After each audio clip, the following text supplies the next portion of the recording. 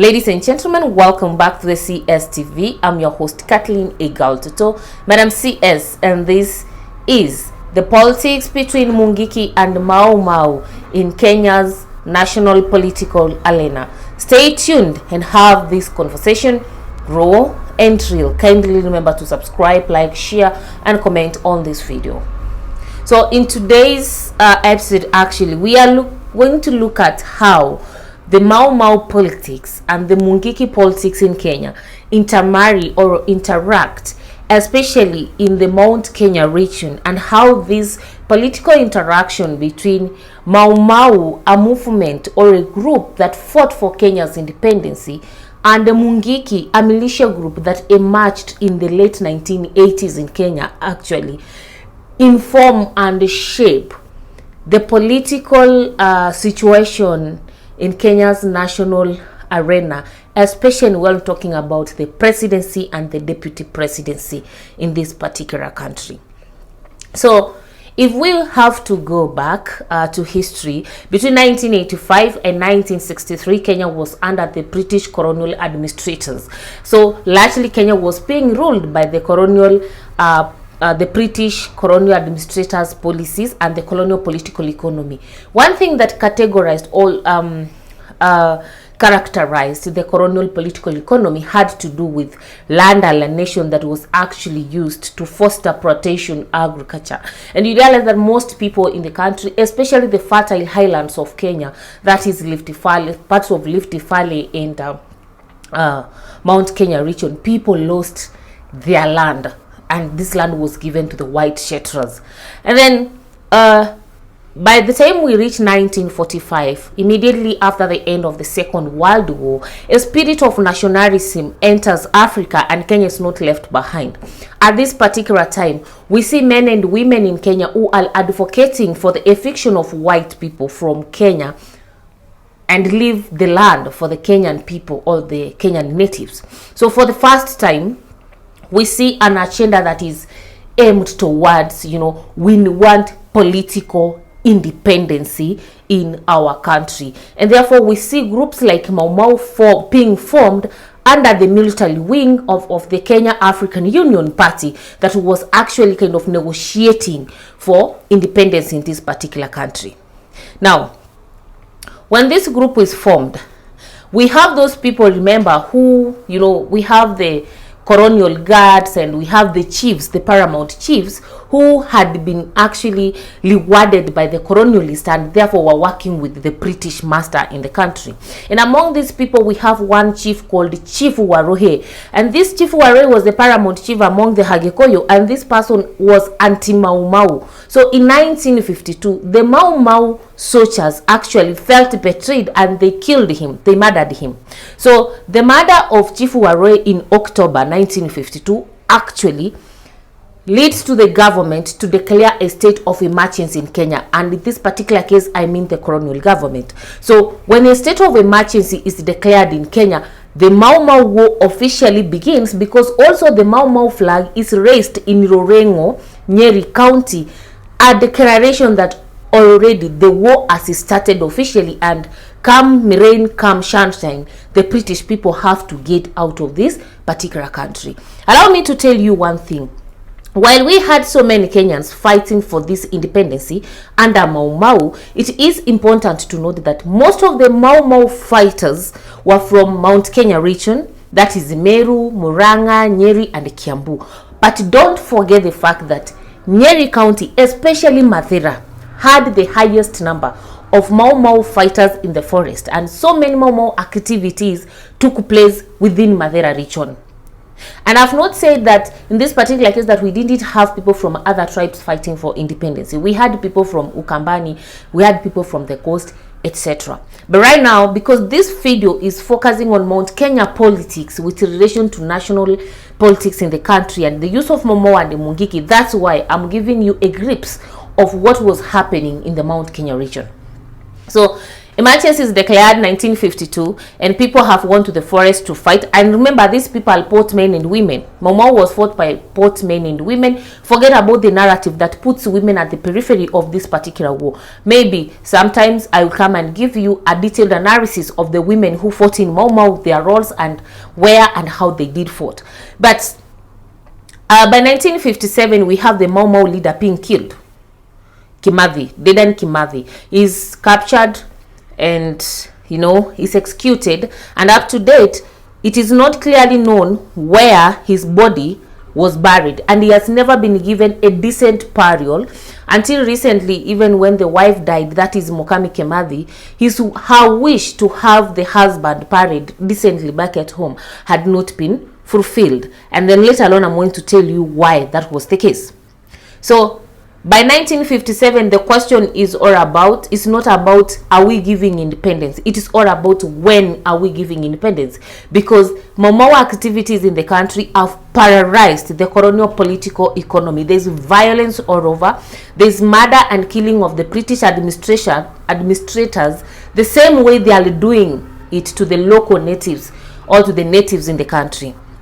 Now, 1963, Kenya is declared independent, and the likes of Jomo Kenyatta, the founding president of this country, are released from Kapenguria, and he comes and takes over the presidency as the prime minister. And in and then later he takes over as the president when Kenya was declared a republic in December.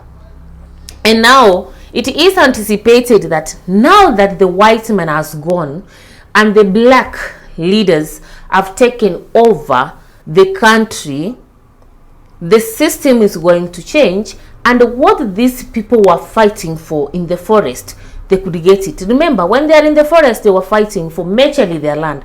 Their land was alienated, and the fertile highlands given to the settler farmers. Now that the settlers have left, they anticipated that when they come out of the forest, they will get their land back. But that one never happened. And since 1952, when Mau was declared a banned group, after independence, Mzee Jomo Kenyatta did not make an effort to disband this band. So even after independence, Mau as an independence fighting group actually remained a criminal terrorist group in this particular country. And you can feel the pain of people who were in the forest for 7 to 11 years fighting for this independence and to get their land back.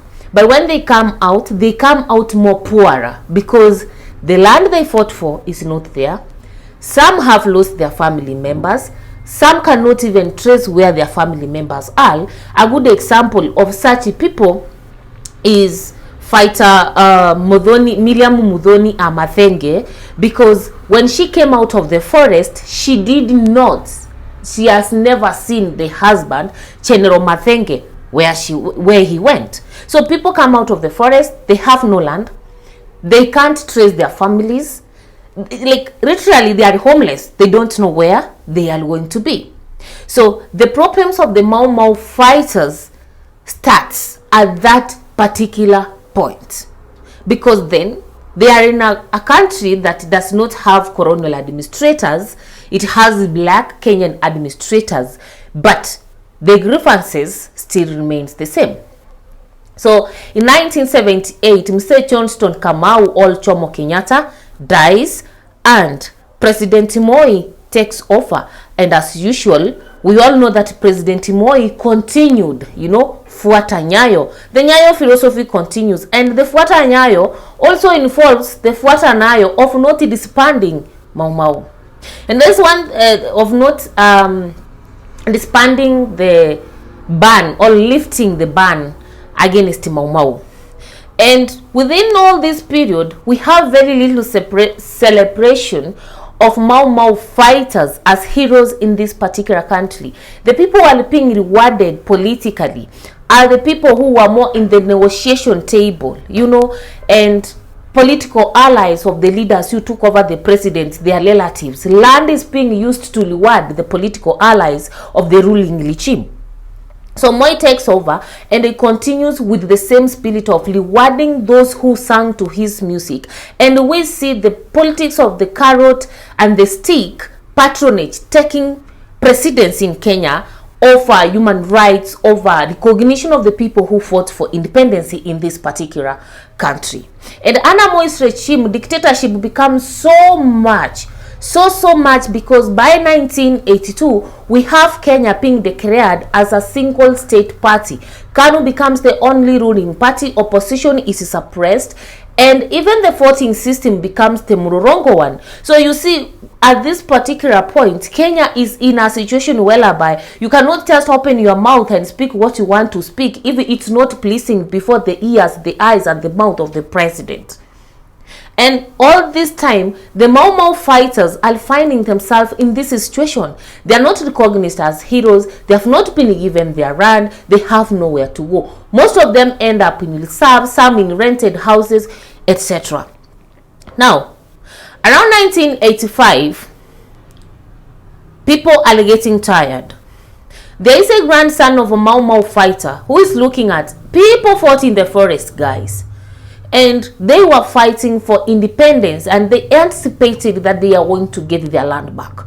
But we live in a terrible situation than even we were during the colonial time. So this grandson of a Mau Mau fighter, I have forgotten the name of the Mau Mau general. When I get it, I'll just pin it in the comment. Constitutes a group of 6-7 people like this, and this group is born as Mungiki. So Mungiki just means the masses. For the Kikuyu countrymen here, you can translate it for us.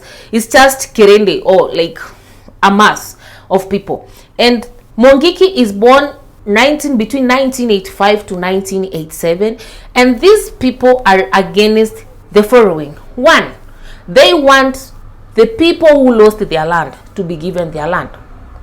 Number two, they are against the Western culture, because for them they believe like Kenya adopted the Western culture even after independence, and for them they felt like, no, it is time that we the Kikuyus go back to our traditional way of living, our religion, our sacrifices, etc. And that's why within Mungiki they advocated for female circumcision, something that the Western culture regards as female genital mutilation and therefore illegal.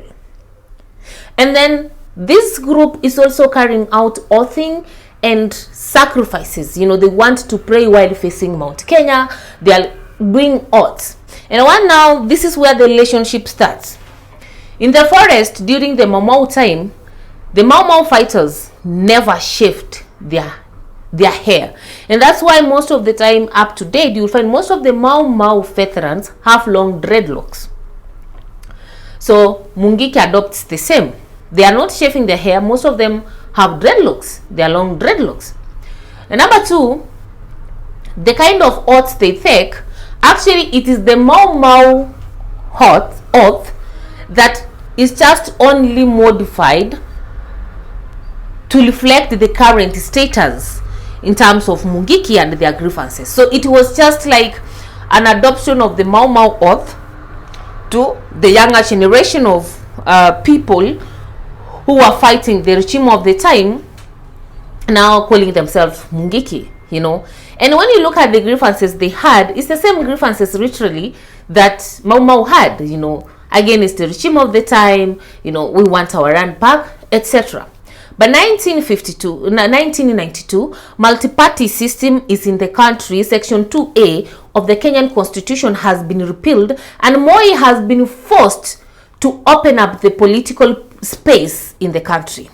So for the first time in 1952, Kenya goes into a general election under multi-party, and these general elections are marred with violence, especially in the Rift Valley. So for the first time, we start seeing general elections that are accompanied with post-election violence, where militias like Mungiki-Mau are coming into play. Opposition parties have also taken advantage that simply because we have the KANU youth wingers, a state-sponsored violent group that is actually suppressing and oppressing the opposition in the country, they also feel, no, we have also to employ our small youth wings. Now we see the oppositions coming up with groups like, the Cheshi gangs, or the Cheshi mentality and the Chesh culture enters the country, and we see now started seeing groups like Cheshira Imbakazi,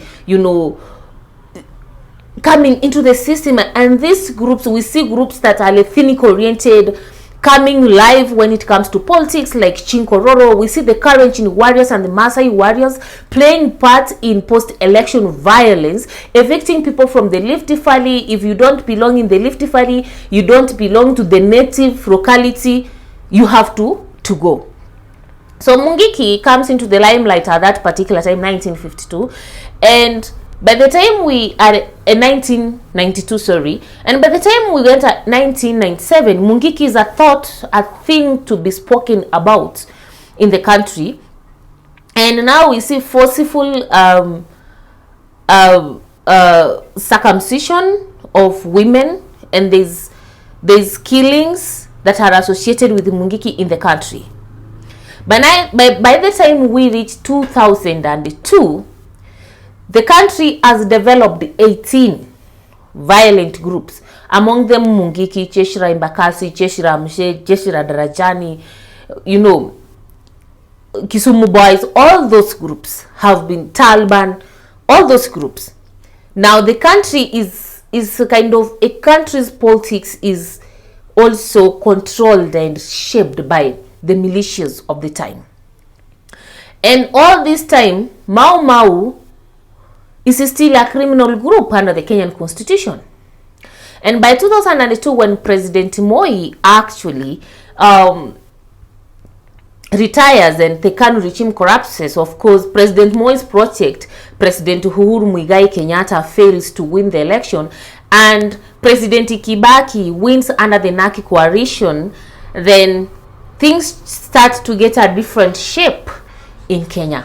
And in 2003, President Kibaki lifts the ban against Mau. So for the first time between 1963 up to 2003, we see now Mau fighters being recognized as heroes in this country.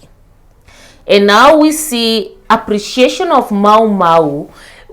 Yes, it's more of theoretical than practical. They are spoken, even during the Madaraka days, during the Chamuhuli Day. We see now a recognition that there were men and women who actually participated in fighting for freedom for this particular country. And this group is not a criminal group, but it is a group of heroes. But remember, the same year before, exactly 1 year before, 2003, 18 groups have been banned in the country as criminal groups, including Mungiki. But remember, as I told you, Mungiki is more of a reactionary group from Mau, because the Mau fighters were not compensated for what they fought for. So Mungiki began more of a reactionary group to the deplorable situations and conditions of the Mau veterans in this particular country. And then now, 2005, we have a referendum that divides the country, and immediately after that, President Kibaki lost his campaign side because he was advocating for yes, and the Right Honorable Raila Omolo Odinga was advocating for no in that particular campaign. The No Brigade wins, and President Kibaki is mad. He is not happy. It spans his entire cabinet and fires some of the ministers, including the then Minister of Roads and Works, Engineer Honorable Raila Omolo Odinga. So between 2005 and 2007, Kenya is trading on a very fragile political ground. The ODM, the No Brigade went ahead and formed a political party out of the No campaign. The Orange Democratic Movement, the ODM, is born. And then between that period, we see now the country is polarized along ethnic lines. We have the Western Kenya majorly supporting the Right Honorable Omoro Odinga, and then Mount Kenya is also dying with their own political figures. They are giving their support to their own political figures. Then we see militia and gangs re-emerging in the country. Those that existed expanded, and we also see new ones coming into the limelight. So by the time we do the 2007 post-election election, we do the 2007 elections, the country had already been polarized. Militias had already been planned. The politics of remove those who don't belong. We had the politics of pumpkin leaves spreading a lot in measuring the Rift Valley. Those who don't belong have to go back, etc. And when the contested general elections leads to Kenya's worst post-election violence, where thousands of people are killed, property worth millions and millions of money destroyed, thousands becomes displaced, and they start living in internally displacement camps, etc. And we have from the work report militias like Mungiki, Chingororo, Cheshire Mbakazi, Gaza, etc. being mentioned, the Karenjin warriors, Maasai warriors being mentioned as groups that were used to perpetrate and unleash violence to press opposed enemies in the Rift Valley, in some slums in Nairobi, etc. So by the time we reach 2010, the Prevention of Organized Crime Act bans all these groups, but unfortunately they have increased from 18 to 33. But now, when we go for the first time in Kenya's general election under the new constitution in 2013, we start seeing Mau becoming a thing in terms of Kenyan politics. We start seeing politicians associating them with Mau in the Mount Kenya region. We start seeing the spirit of Mau-ness now being used as a spirit of heroism. We know people are using Mau as a campaigning tool. Fought for us. We will ensure that Mau people are actually compensated. You will get your brand. You will get recognized. All those things start becoming a lot of talks in Mount Kenya region, especially when it comes to the presidency and the deputy presidency in the region. We see politicians promising a lot in terms of recognition of Mau. And fast forward, the 2002 general elections actually had a lot of this Mau thing, and out of that, the spirit of Mau and the spirit of Mungiki have been, put to be interacting in one way or another, despite the fact that one group, that is Mungiki, is an illegal group in the country, and the other one is an heroic group in the country. Now, during the 2002 campaign, we saw a lot of people recognizing themselves with Mau.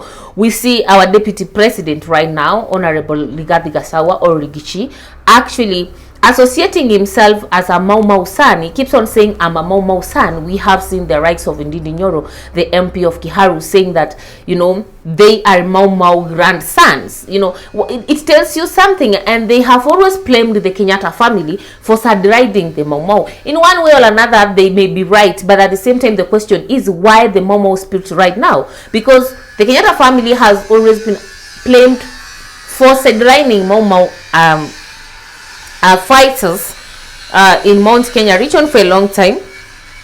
And for the first time, we saw Mama Ngina Kenyatta actually saying that it was her and Mama Field Marshal Muthoni Karema who are the true Mau Mau of this particular country, that people are imposing themselves as Mau Mau. So one could wonder, why could the first like the founding lady and the queen mother of the outgoing president actually start associating herself with Mau Mau-ness after all these, you know, period. Since 1963, we have never heard of her talk about Mau Mau or anything else. Why now?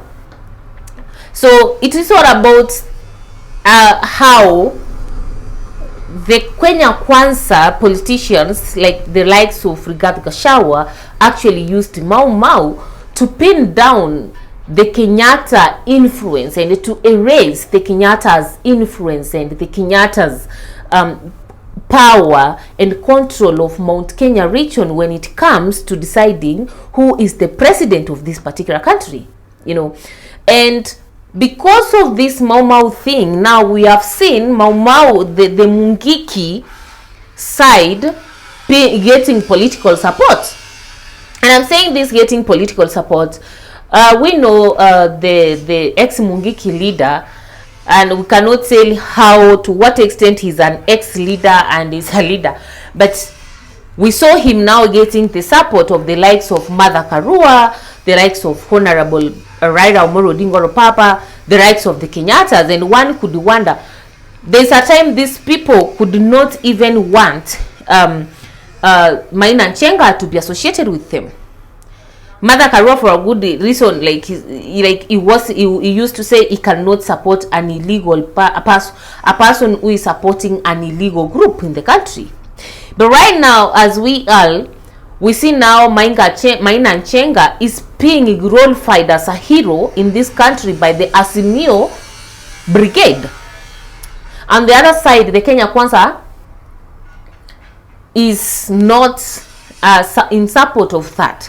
So you see, we have Mungiki this particular side, and then we have Mau Mau on this particular side, and then we have also the Kenyatta family in between that is trying to align itself, both with, you know, this side of, you know, the Azimio side and the Mungiki ex-leader, and then aligning itself with the Mau Mau-ness. We saw Mama Ngina Kenyatta cut the hair of Field Marshal Muthoni Karema, and out of it was like, you know, they were together in the prisons, they were the true Mau Mau, etc. And one could wonder why this sudden friendship that is emanating between this Mau Mau veteran and the first lady of the founding, the founding lady of this particular country, and the queen mother of the outgoing president. You know, why at this particular time? So basically what I want to tell you is that when we see these politics about Mau Mau, the truth of the matter is most of the Mau Mau fighters right now, they should be around 90, 95, you know, they are above 90 years old.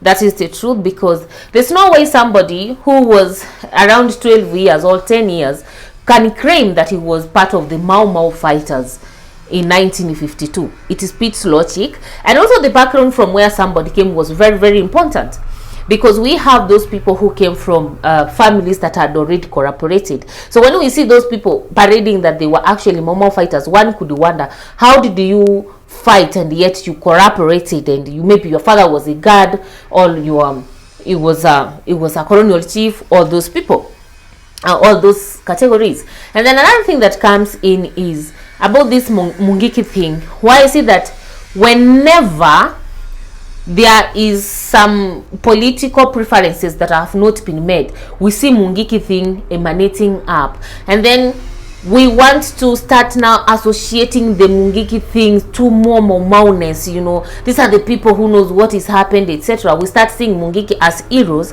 and when a certain political preference has been met, then we start saying they are illegal. It tells you one thing, that the interaction between Mau Mau and the Mungiki only happens whenever the political actors of this particular country want to ensure that their forts or their basket of forts from the Mount Kenya region actually is intact and that it doesn't go away. So the current fiasco we see between Kenya Kwanza and Azimio in terms of Mau-Mau-ness and Mungiki-ness actually is all about wooing the people of Mount Kenya region, from the old to the youth, to each side of these two brigadiers. And you realize that when you look at Mau-Mau, if you start looking from the generation of Mau-Mau up to the generation of Mungiki, it's like you have covered all the generations included.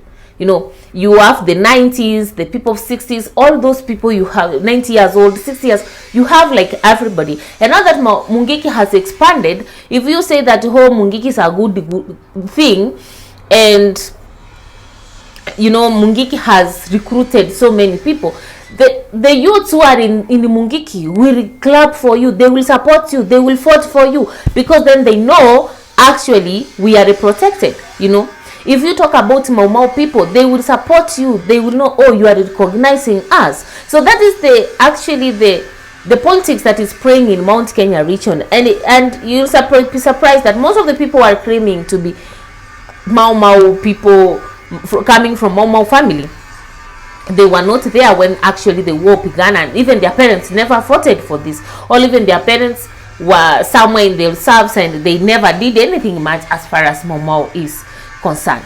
So I hope this video opens your eyes in terms of Mau-Mau history and how Mungiki came into being, and how now the Mount Kenya region politicians are using this interaction between Mau-Mau and Mungiki actually to ensure that the political and the fourth basket from that particular region is actually favoring them. And trust me, they have nothing good in terms of supporting the Mau-Mau veterans, because since 1963 to date, most of these veterans languish in poverty, some even don't have land, etc. But every elections in this country since 2013, there's always promises about this Mau-Mau thing. And the same thing applies to Mungiki. This time round they would be like, they would be like, oh, Mungiki are just, you know, people who are just responding to this and this. These youths are just desperate youths when they are supporting a particular candidate. But the moment this group turns against the candidate, then it becomes illegal, it becomes a bad group, etc. So it tells you something that the Mungiki-Mau-Mau politics in Mount Kenya region has nothing to do with benefiting the common citizenry in Mount Kenya region. It has everything to benefit the political figures of the time. Stay tuned as we drop another video tomorrow about silencing the Mau-Mau supporter and the Mau-Mau advocate in 1975, J.M. Kariuki. So the video about J.M. Kariuki drops tomorrow at exactly 11 a.m. Kindly stay tuned and let's watch it. Remember also to like, share, comment, and subscribe to this channel and also to this video. Bye.